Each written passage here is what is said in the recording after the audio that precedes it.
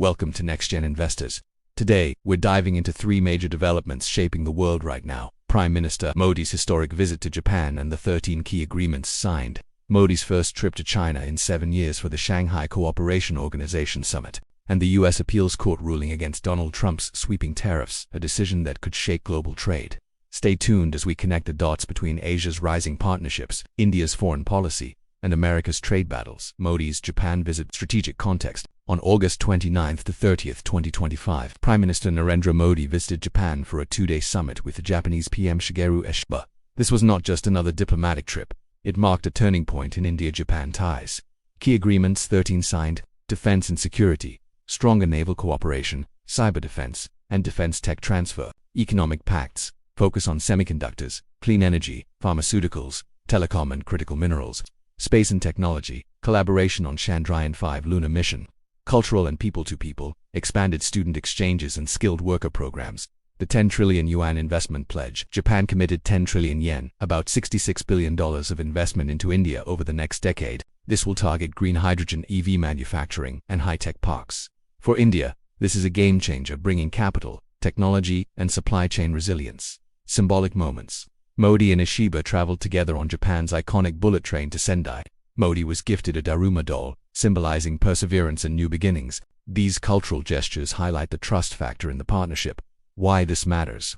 Japan and India are aligning strategically to counterbalance China. Both nations want secure supply chains free from overdependence on Beijing. For India, Japanese investment supports its Make in India and Atmanirbhar Bharat visions. Transition to China. But immediately after wrapping up in Tokyo, Modi boarded a flight, not back to New Delhi, but to Tianjin, China. Why? Because the SCO Summit 2025 awaited him. Modi and China SCO Summit. Historic context. This is Modi's first visit to China in 7 years. India-China ties have been strained due to border tensions and economic rivalry. But the SCO Summit provides a platform to engage, especially with global trade under stress. The SCO Summit in Tianjin, the Shanghai Cooperation Organization, includes China, Russia, India, Pakistan, Central Asian states, and Iran. Agenda: regional security, counter-terrorism, economic cooperation, and energy security. Modi's goals: strengthen India's role in Eurasian politics, push for balanced trade policies and fair access to energy resources, meet leaders like Xi Jinping and Vladimir Putin on the sidelines. Symbolism of back-to-back visits. Japan gives China in the same week. Signals India's multi-alignment strategy, not choosing sides, but engaging both. This showcases India as a balancing power in Asia. Why this matters globally. As the US faces legal challenges over tariffs, Asia is consolidating partnerships. India is positioning itself as a trusted partner for both East and West. Trump's tariff shock. What happened? On August 29, 2025, a U.S. federal appeals court ruled that most of Donald Trump's tariffs were illegal. Why? Because the International Emergency Economic Powers Act, i.e. EPA, does not explicitly allow the president to impose tariffs. That's Congress' job. Current status. The court left tariffs in place until October 14th to give time for appeals. Trump immediately vowed to take the fight to the Supreme Court. His reaction: all tariffs are still in effect. Impact on the U.S. and world. If tariffs fall, U.S. imports could get cheaper, helping consumers but hurting domestic producers.